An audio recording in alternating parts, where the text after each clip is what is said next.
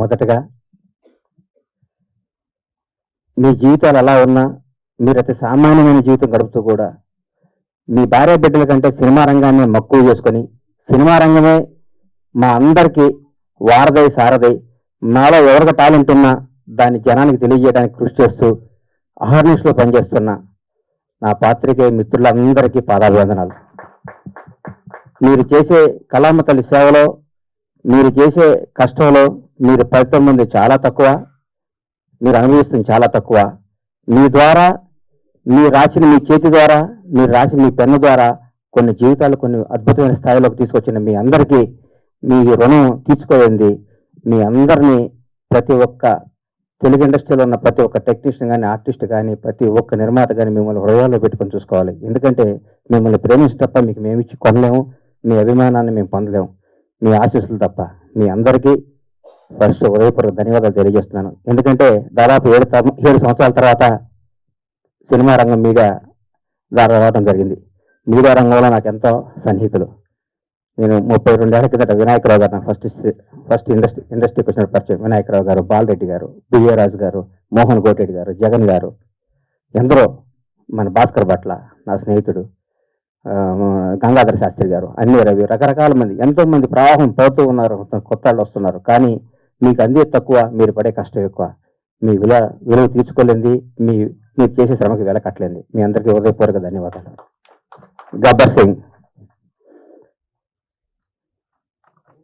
నా తల్లిదండ్రులు నాకు జన్మనిస్తే పవర్ స్టార్ పవన్ కళ్యాణ్ నాకు బతుకునిచ్చాడు. పవన్ కళ్యాణ్ గారి గురించి ఎంత చెప్పుకున్నా నేను తక్కువే.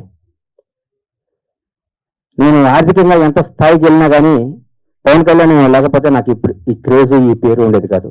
మామూలుగా చిన్న చిన్న వేషాలు వేస్తూ ఉండి అప్పటికి కూడా ఏ రోజు కూడా బండ్లా గణేష్కి క్యారెక్టర్ కావాలి, ఈ క్యారెక్టర్ బండ్లా అనే స్థాయికి నా జీవితంలో రావటం జరగలేదు. వేషాలు వేయటం జరుగుతూ ఉండేది, రకరకాలు ఉండేది. ఒకనొక టైంలో అప్పుడు అసిస్టెంట్ ఉన్న మా బ్లాక్ బాస్టర్ డైరెక్టర్ హరిశంకర్ గారు కూడా నాకు ఒక చింతకాయల రవి అనే సినిమాలో నన్ను రికమెండ్ చేసి అమెరికా పంపించారు. అప్పటి నుంచి మా సన్నిహిత సంబంధాలు మాకుండేవి. నన్ను నిర్మాతం చేశారు పవన్ కళ్యాణ్ గారు. ఒకరోజు పిలిచి ఎందుకు అన్నాడు, కానీ నేను సినిమాలు చేస్తాను, నేను నిర్మాత చేస్తాను. నేను షాక్, నేను నమ్మలేదు. నన్ను నేను నమ్ముకోలేని పరిస్థితిలో కూడా నన్ను నిర్మాత చేస్తే చాలా మంది ఆయన అభివృద్ధి కోరుకుని ఆయన సన్నిహితులు కూడా నువ్వేంటో గణేష్ సినిమా చేయడం అంటే కూడా నేను మాట ఇచ్చాను, మాట తప్పను అని నన్ను నిర్మాతం చేసిన పవన్ కళ్యాణ్ గారికి ఈ సందర్భంలో ఇంకొకసారి పాదాభివందనాలు తెలియజేసుకుంటున్నాను. గబ్బర్ సింగ్ ఒక చరిత్ర. ఈరోజు మార్నింగ్ ఎక్కడో వాకింగ్ చేసి బయటకు వస్తుంటే ఏందన్నా గబ్బర్ సింగ్ రిలీజ్ అంటున్నావు, టీవీలో వస్తుంది గొడవ కూడా ఉంది, రెండో రిలీజ్ కంటే క్రేజ్ అయిందా అని అడిగాడు ఒక ఆయన. నేనన్నా హిందువులకి భగవద్గీత, ముస్లింలకి ఖురాన్, క్రైస్తవులకి బైబిల్ ఎంత పవిత్రమైందో పవన్ కళ్యాణ్ అభిమానులకు కూడా గబ్బర్ సింగ్ ఎంత పవిత్రమైందిరా బాబు, అది అప్పుడు అత్యరస్థాయిగా గుండెల్లో ఉండిపోయేది అని చెప్పాను. దాని గురించి మనం ఏం చేయలేం. ఈ సినిమా అనుగుణ ఏ బ్రహ్మ ముహూర్తాన్ని ఆ భగవంతుడు ఈ ముహూర్తాన్ని క్లాప్ కొట్టించాడో కానీ ఏ బ్రహ్మ ముహూర్తం హరీష్ గురించి చెప్పాలి. హరీష్ శంకర్ అనేవాడు జీవితంలో కోపానికి పగకి తేడా ఉంటుంది. కోప్పడేవాడు ఎవడో హానికరదు. కోపం అనేది నీలపాము లాంటిది, అది కరిచిన ప్రమాదం లేదు. పగ అనేది నాగుపాము లాంటిది, కరిస్తే చచ్చిపోతాం. మేమందరం కోప్పడే బ్యాచ్ అది. మేము ఏదైనా గబ మాట్లాడుతుంటాం కానీ మేము ఏది మనసులో పెట్టుకోం. మాకు ఆ క్షణం నా పని అయిపోవాలి, ఆ క్షణం అది అయిపోవాలి. అంతేగాని మాకు కోపం, మాకు ఈగోనో మాకు మాట్లాడటం రాదని మీరు అనుకోవద్దు. మేము చాలా చిన్న స్థాయి నుంచి వచ్చిన వాళ్ళం కాబట్టి, చిన్న కుటుంబాల నుంచి వచ్చిన వాళ్ళం కాబట్టి, ఈ రంగుల ప్రపంచంలో మాకు స్థాయి వచ్చింది కాబట్టి, ఈ రంగుల దాంట్లో మాకు పేరు వచ్చింది కాబట్టి, దీన్ని నిలుపుకునే తాపత్రంలో మేము గబగబా మాట్లాడి కొన్ని తప్పులు చేస్తే దాన్ని మీరు మనసులో తీసుకొని నన్ను హత్య చేశాడు, మీ చేతిలో పన్నున్న ఆయుధంతో మా జీవితాన్ని మీద మచ్చరాయకూడదు మనస్ఫూర్తిగా మీకు కోరుకుంటూ, మీ ఆశీస్సులు ఉండాలని ఆశిస్తూ, మీ అందరి ఆశీస్సులతో మేము పైకి రావాలని ఇంకొకసారి కోరుకుంటున్నాం. ఈ గబ్బర్ సింగ్ అనే సినిమాని అనుగుణమైన ప్రతి అడుగు, ప్రతి మాట, ప్రతి క్షణం, ప్రతి కష్టం హరీష్ శంకర్కి చెందుతుంది. హీరో గారితో అంతకుముందు తీర్మార్ సినిమా తీశా. హీరో గారు ఎవరేం చెప్తే చేస్తాడు, పాపం నమ్మితే వదిలేస్తాడు. గబ్బర్ సింగ్ అనే చిత్రాన్ని హరీష్ శంకర్ ఏం చెప్తే చేద్దామని ఫస్ట్ డే నాతో చెప్పాడు. బాబు నేను షర్టు గుడ్డు నిప్పితే పోలీసు అడిగిపోతాడా అని అడిగాను నేను ఒకరోజు. నీకెందుకురా, నువ్వు దూరం కూర్చోనివాడు నన్ను. ఆయన ప్రతి ఒక్కటి అంత గొప్ప సినిమా. 12 సంవత్సరాల పేరులో ఆ ప్రయాణంలో ఒక్కొక్కళ్ళు మల్లెపూలు ఇస్తే కొంత తల్లో పెట్టుకుంటే కొంత ఎక్కడో పెట్టుకుంటారు. హరీష్ శంకర్ వాడుకునేవాడికి తెలుస్తుంది హరీష్ శంకర్ పవర్ ఏంటో. వాడుకునేవాడు ఎక్కడ పెట్టుకుంటే మనం ఏం చేస్తాం దానికి. ఇప్పుడు మల్లెపూలు ఉంటాయి, కొందరు పై తల్లో పెట్టుకుంటారు, కొందరు దేవుడి దగ్గర పెడతారు, కొందరికి ఎక్కడో పెడతారు. మా హరీష్ శంకర్ అనే ఒక డైమండ్ని ఎక్కడో పెడుతున్నారు.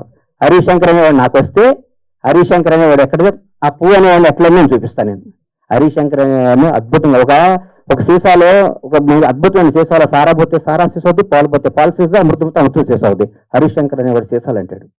ఆ సీసాలో అద్భుతమైన సినిమా కథ చేసుకుంటే హరీష్ శంకర్ తెలుగు ఇండస్ట్రీలో రాబోయే 25 ఏళ్ళు డైరెక్టర్గా నంబర్ 1గా ఉంటాడు. నాకు తెలుసు హరీష్ శంకర్ అంటే నాకు తెలుసు. పవన్ కళ్యాణ్ గారు గురించి ఏం చెప్పమంటారు, ఎందుకు చెప్పమంటారు, ఎన్ని చెప్పమంటారు. ఒక గొప్ప మానవత్వం గల వ్యక్తి, ఒక నిజాయితీ గల నిబద్ధత గల వ్యక్తి, నీతివంతుడు.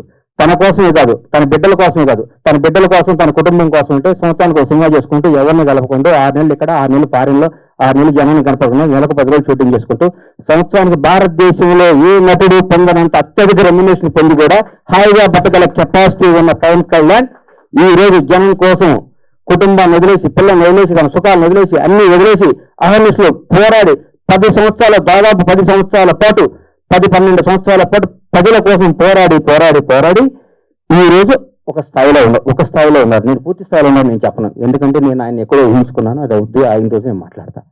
పవన్ కళ్యాణ్ ఒక నిబద్ధత గల వ్యక్తి, నిజాయితీ బతికే మనిషి, నీతిగా బతికే మనిషి. నన్ను ఒక ఆయన హీరో పవన్ కళ్యాణ్ గారు ముఖ్యమంత్రి కదా, చిన్న పని చెప్తా ఉన్నాడు. నేను పైనుంచి కింద చూశాను, నన్ను కొడతాడు నాయన, మనం కొందరిని దూరం నుంచి చూడాలి, కొంత దగ్గరికి వెళ్తాను ట్రై చేయకూడదు, మనకు అనవసరం అవన్నీ, ఆయన ఎప్పుడు పిలిస్తే వెళ్తాను వదిలే అని చెప్పాను.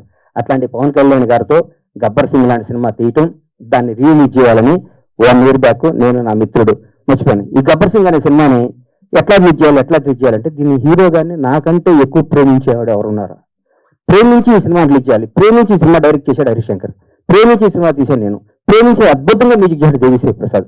ప్రతి ఒక్కరు రమేష్ రెడ్డి గారు కానీ, సతీష్ కానీ, ఆ కోడేట్లు కానీ, మా బాబీ కానీ, రామారావు గారు కానీ, ప్రతి ఒక్కళ్ళు ఈ సినిమాకి మా విజయ్ కానీ డైరెక్టర్ అయ్యాడు విజయ్ కానీ ఒక్కళ్ళు కాదు, మా హనుమంతరావు గారు కానీ, మా సుబ్రహ్మణ్యం కానీ, మా అయ్యప్ప కానీ, మా ప్రొడక్షన్ కానీ, మా టీం, మా శ్రీనివాస్ గారు కానీ, ప్రతి ఒక్కళ్ళు ఈ సినిమా ఇది కొట్టాలి సార్, ఇది కొట్టాలి, ఇది పండగ. ప్రతిరోజు మా ఇంట్లో ప్రతి షూటింగ్ అంటే పండగ జరిగే షూటింగ్. ఈ షూటింగ్ లో హీరో గారు గుర్రం నుంచి పడబోయాడు. ఇక్కడ మన అది ఎవరన్నది గుజరాత్ లో. షాక్ అయిపోయాను నేను, కింద పడితే ప్రాణం పోయేది. ఆ రోజు పవన్ కళ్యాణ్ గారికి ప్రాణం పోయేది. మాకు తెలియదు ఆ గుర్రం మా మాట్లాడుతుంది. డైరెక్టర్ ఉన్నాడు, నేనున్నాను, గుండె ఆగిపోయింది. ఆ రోజు పొరపాటున ఎన్ని ప్రమాదాలు తట్టుకున్నామండి ఈ సినిమాలో, ఎన్ని ప్రమాదాలు. ఎంత కష్టపడ్డాడండి హీరో గారు. డైరెక్టర్ ఏం చెప్తే చేయమన్నాడు, ఏం చెప్తే చేశాడు. ఏం జనం దీనికి బ్రహ్మరథం పట్టారు. పవన్ కళ్యాణ్ కడుపు నిండా ఒకే రోజు బిర్యానీ, చికెన్ బిర్యానీ, మటన్ బిర్యానీ అన్ని కలుపుకొని కడుపు నిండా నిద్రపోయిన ఈ సినిమాని ఈ విధంగా రిలీజ్ చేయటం నా అదృష్టం. మా సత్యనారాయణ గారికి, ఈ సత్యనారాయణ గారిని ఎందుకు ఎన్నుకున్నానంటే జనసేన నాయకుడు ఆయన. పవన్ కళ్యాణ్ గారిని నాకంటే ఎక్కువ అభిమానించేవాడు, పవన్ కళ్యాణ్ గారిని నాకంటే ఎక్కువ ఉన్నత స్థాయిలో చూడాలని గొడవ కూడా చేసేవాడు. అట్లా టైం చేతిలో ఈ సినిమా పెడితే అద్భుతంగా ఉంటుంది. ఈ సినిమాని ప్రతి ఒక్కరూ ఈ రోజు రిలీజ్ అయిన విధంగా చూసే విధంగా ఈ రోజు ఇంత క్రేజ్ రావటం అంటే, గబ్బర్ సింగ్ రిలీజ్ అప్పుడు ఎన్ని ఫోన్లు వచ్చాయి, ఫోన్లు వస్తాయి, నాకు టికెట్లు అని. నేను థియేటర్లో ఫోన్ చేసిన టికెట్లు, సార్ ఇది సెకండ్ రిలీజ్ అని మేము ఆల్రెడీ అన్ని పెట్టేస్తే మొత్తం అయిపోయింది సార్, మాకే టికెట్లు లేవంటున్నారు వాళ్ళు. నేనేం చెప్పాలి, నాకు అర్థం కావట్లేదు. థియేటర్లు పెంచుతున్నాం, అద్భుతంగా చేస్తున్నాం. ఇది సినిమాని ఇంకొకళ్ళు రిలీజ్ చేయాలంటే కూడా గబ్బర్ సింగ్ అంటే కలెక్షన్ రావాలని అనుకో రిలీజ్ చేసే స్థాయిలో ఉంటుంది ఈ సినిమా రిలీజ్. ఇది ఏ సినిమా రిలీజ్ గబ్బర్ సింగ్ లా కలెక్ట్ చేస్తండి అని ఏ సినిమా అయినా ఈరోజు తెలుగు సినిమా రంగం భారతదేశంలో తెలుగు సినిమా రంగం వైపు చూస్తున్నారు.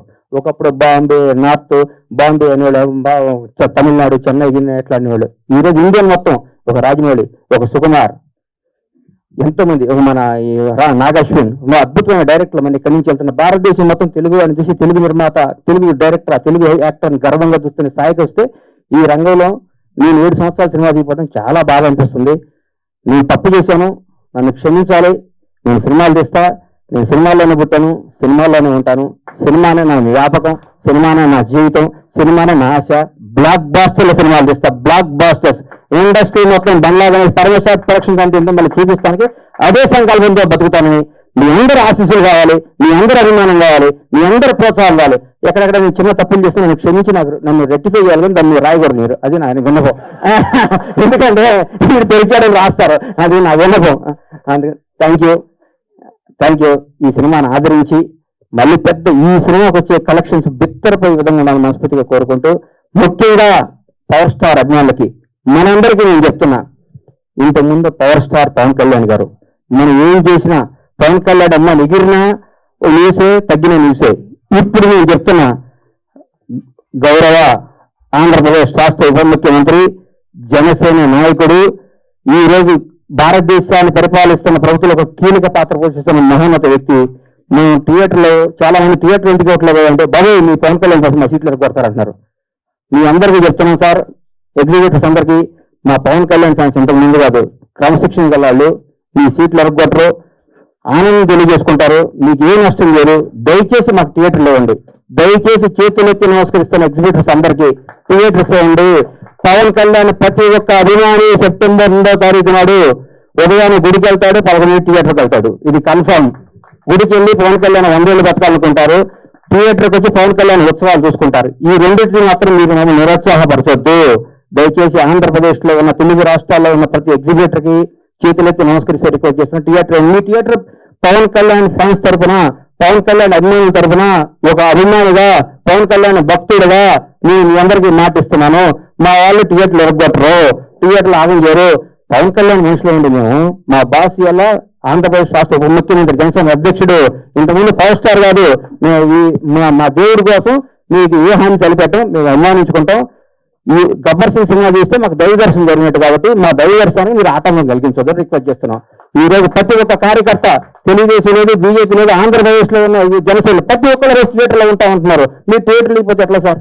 ఇవ్వండి, దయచేసి ఇవ్వండి, మమ్మల్ని ఎంకరేజ్ చేయండి. Thank you. Super sir, thank you so much. Definite గా ఇప్పుడు